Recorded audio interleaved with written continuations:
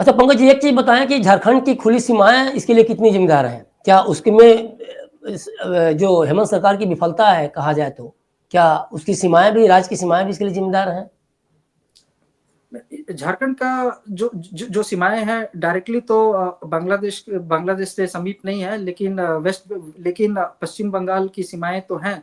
लेकिन जब असम, त्रिपुरा का जो मैंने उदाहरण दिया और मणिपुर का उदाहरण दिया, इसके बावजूद भी मैं मानूंगा कि पुलिस से उन राज्यों में भी शुरुआती दौर पे लापरवाही हुई है। तभी वहां से लोग चल के, पैदल रास्ते से, चाहे ट्रेन से, ये लोग झारखंड में आके बसे। और अगर भारत सरकार 8/8/2017 में ये कार्रवाई नहीं करती कि केंद्र सरकार, आईबी का ही रिपोर्ट है, तभी 8/8/2017 को भारत सरकार ने एक डायरेक्शन इशू किया है सारे राज्य को कि जितने भी इलीगल इमिग्रेंट है सबको आइडेंटिफाई और वेरीफाई करना है। तो बॉर्डर तो खुला है ही, जो कि पश्चिम बंगाल से लगा हुआ है। तो पश्चिम बंगाल और झारखंड राज्य केंद्र सरकार के विरुद्ध काम कर रही है। भारत सरकार को राज्य सरकारों को दोबारा से डायरेक्शन देना पड़ेगा कि अगर आप नहीं करेंगे, अगर आप कार्रवाई नहीं करेंगे तो हम national integration and national security is Paramount, ये सुप्रीम कोर्ट ने बार बार कहा है। अगर मामला हद से गुजर जाता है तो केंद्र सरकार डायरेक्टली हस्तक्षेप कर सकती है। अब तो फिर केंद्र अभी सरकार कर भी रही है। मैं आपको उदाहरण देता हूं, जैसे ईडी केंद्र सरकार के अधीन है, एनआईए केंद्र सरकार के अधीन है। अभी जो जांच झारखंड में चल रही है फंडिंग पैटर्न को लेके कि इन लोगों को फंडिंग कौन कर रहा है, इसमें ईडी सीधे तौर पे कार्रवाई कर रही है। नेशनल इंटेलिजेंस एजेंसी जो कि भारत सरकार के अधीन है, वो भी अगर केंद्र सरकार चाहे, जैसे मैंने कहा, तो कार्रवाई कर सकती है। तो एनआईए भी कार्रवाई कर रही है। लेकिन पंकज जी, ईडी कार्रवाई चुनाव से जस्ट पहले हो रहा है, तो इसको आप कैसे देखते हैं?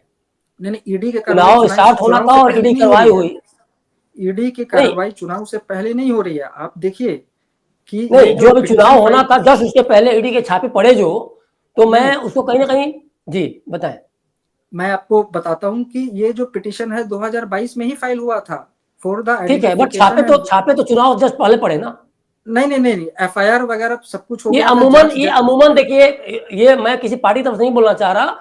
अमूमन ये देखा जाता है कि जब भी कोई, चाहे वो बिहार में चुनाव होता है तो राजद के नेताओं के खिलाफ छापे स्टार्ट हो जाते हैं, या फिर कहीं कर्नाटक, कहीं भी हम देखते हैं तो समान तौर पर ये चीज देखा जाता है, जनता भी इसके पीछे ये आरोप लगाती है।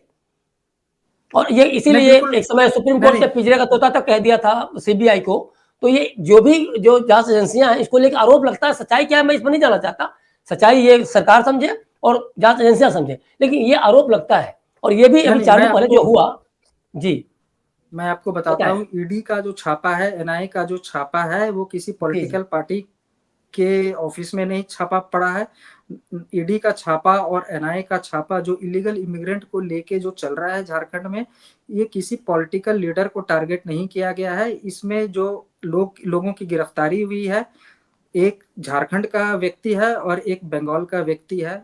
तो जो लोग इन्वॉल्व है, उन लोगों के अगेंस्ट में कार्रवाई की जा रही है। किसी पॉलिटिकल पार्टी के अगेंस्ट में ईडी और एनआईए ने लेकिन छापा नहीं मारा। लेकिन इलीगल इमिग्रेंट्स का जो एक कनेक्शन जो दुनिया बता रही है, या आप जो कह रहे हैं, या फिर जो न्यूज़पेपर वगैरह में आता है कि किसी खास समुदाय से जुड़ा हुआ है, तो क्या छापे मारकर ये किसी खास समुदाय को ही खुश किया जा रहा है कि चलो अब हम रेडी हैं, हम इनको छोड़ेंगे नहीं? नहीं नहीं, अब बताइए, बांग्लादेश से एक खास समुदाय के लोग ही आ रहे हैं, हिंदू वहां से नहीं आ रहे हैं।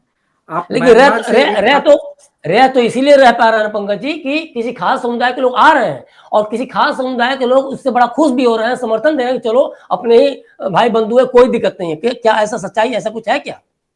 नहीं नहीं, और बिल्कुल क्या नहीं है। इसीलिए झारखंड सरकार इस तरह से कुछ करना चाह रही है, खुश करने के लिए? क्योंकि वो छोटे मोटे जो तो कुछ लोग आ रहे हैं उनसे तो उसको वोट नहीं मिलना है। तो क्या ऐसा है क्या कि उसके आने से उसी खास समुदाय के अन्य लोग खुश हो रहे हो, और इसीलिए झारखंड सरकार इस तरह के चीजों पर रोक नहीं लगा रही है? और इसीलिए केंद्र सरकार, जिसको कहा भी जा रहा है कि हिंदुत्ववाद के एजेंडे पे चलती है, या हिंदुवाद को ज्यादा वो करती है, तो इसलिए खुश करने के लिए छापे एजेंसियों को इशारा या जो भी है, कुछ ऐसा है क्या कनेक्शन? मैं आपको बताता सवाल हूँ। कड़वा है, लेकिन कहीं ना कहीं ये नहीं नहीं, बातें पंकज जी आती हैं, इसलिए बात मैं पूछ रहा बात आपका सही है। एक बात आप जाने हूँ कि जी। म्यांमार हो या चाहे बांग्लादेश हो, वहां से आज तक एक भी हिंदू ने पलायन नहीं किया है। जी बांग्लादेश में इतना बड़ा तख्ता पलट हो गया है, लेकिन आपने समाचार में भी देखा होगा, अखबारों के मीडियम से देखा होगा, न्यूज एजेंसी के मीडियम से देखा होगा कि जी वहां से हिंदुओं ने पलायन नहीं किया है। पलायन करते हैं मुसलमान, जी बांग्लादेश से हो चाहे म्यांमार से हो। कारण कोई भी हो सकता है।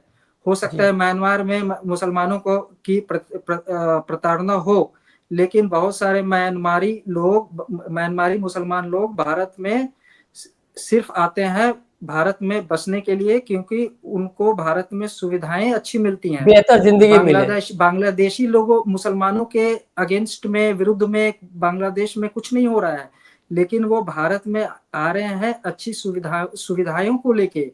तो चलिए हम किसी, हाँ जी जी, किसी एक रिलीजन को, किसी एक धर्म को टारगेट नहीं किया जा रहा है। कानून सबके लिए एक है। अगर कोई हिंदू भी आता है तो अगर कोई हिंदू भी पलायन करके अगर झारखंड में आता है या भारत में आता है, तो कानून सबके लिए बराबर है, उनको भी डिपोर्ट किया जाएगा। ऐसा नहीं है कि भारत सरकार उनको संरक्षण देगी। अगर वो 2014 का जो डेडलाइन है, 2014 से पहले आए हैं, तो उनको सीए के अंतर्गत उनको सिटीजनशिप मिलेगा।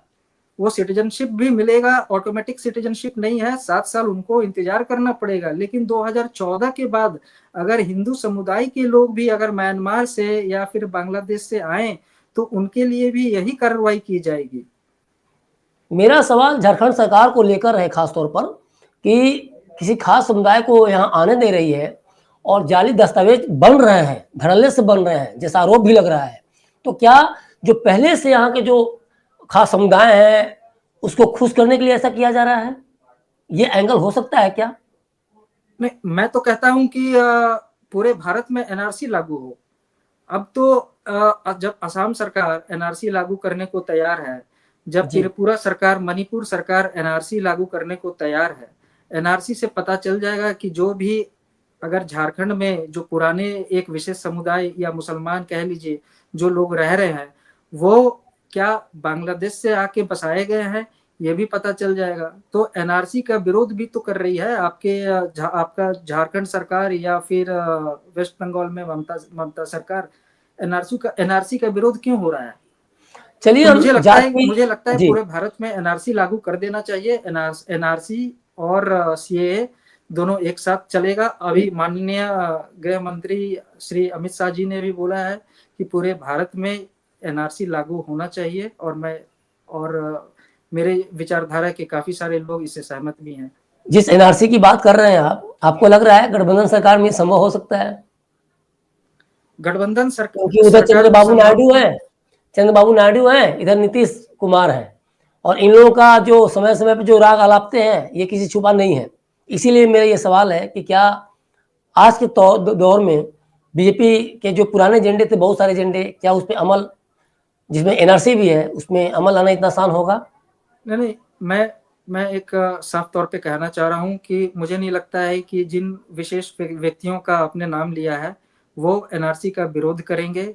अभी दोनों विशेष व्यक्तियों का, जिन्होंने आदरणीय नीतीश कुमार जी का आपने नाम लिया, चंद्रबाबू नायडू जी का नाम लिया, ये लोग मोदी सरकार के लिए काम, मोदी सरकार के साथ हैं। इन लोगों ने, आप इनका जितने जितने भी आप प्रेस रिपोर्ट देख लीजिए या फिर उनका भाषण देख लीजिए, ये लोग एक साथ खड़े हैं मोदी सरकार के लिए, भारत के लिए खड़े हैं।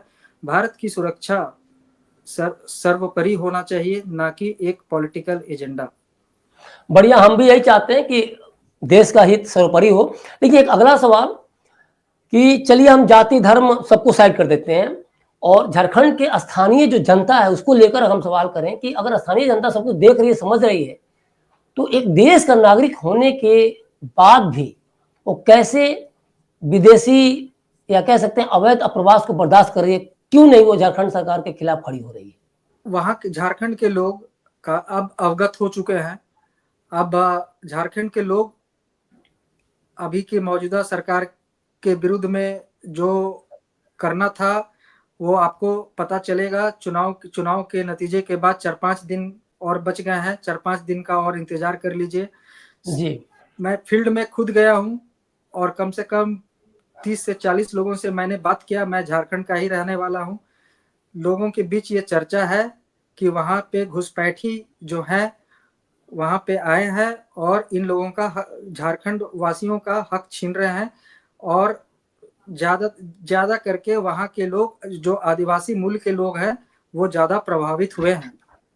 जी, मतलब ये बड़ा मुद्दा बन रहा है झारखंड विधानसभा चुनाव में, अप्रवासी जो अवैध प्रवास है। बड़ा मुद्दा था, है और आगे चल के रहेगा। अगर भाजपा सरकार बनाने में सफल होती है तो मुझे पूर्ण विश्वास है कि झारखंड में बीजेपी सरकार त्वरित कार्रवाई करेगी घुसपैठियों के विरुद्ध। आपने क्लियर कर दिया पंकज जी कि झारखंड में भाजपा की सरकार आ रही है, एम आई राइट? मैंने बोला अगर भाजपा की सरकार आती है तब। नहीं, जो इसके पहले आपने जो कहा था वो उसमें क्लियर था कि आपने 30-40 लोगों से बात की, कहने में क्या दिक्कत है? झारखंड में अगर लोगों को अंधकार पे नहीं रखा जा सकता है। घुसपैठी का मामला सबसे बड़ा मुद्दा भाजपा ने उठाया है और ये सफल मुद्दा है। ये सिर्फ मुद्दा जुमला नहीं है जैसे झारखंड मुक्ति मोर्चा कहती है, ये एक राष्ट्रीय मुद्दा है और लोगों को विश्वास है, नरेंद्र मोदी सरकार पे विश्वास है।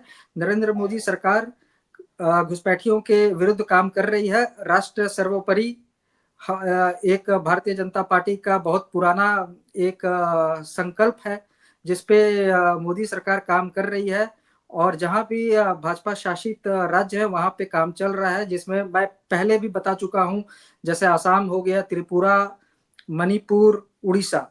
चलिए, अभी राजनीति की बात हो रही है, थोड़ा सा तो मैं आपसे एक आखिरी सवाल कर रहा हूं कि इस बार के विधानसभा चुनाव में सबसे बड़ा मुद्दा क्या है झारखंड विधानसभा चुनाव में? झारखंड विधानसभा में सबसे बड़ा मुद्दा घुसपैठियों का ही मुद्दा सबसे बड़ा है और भ्रष्टाचार।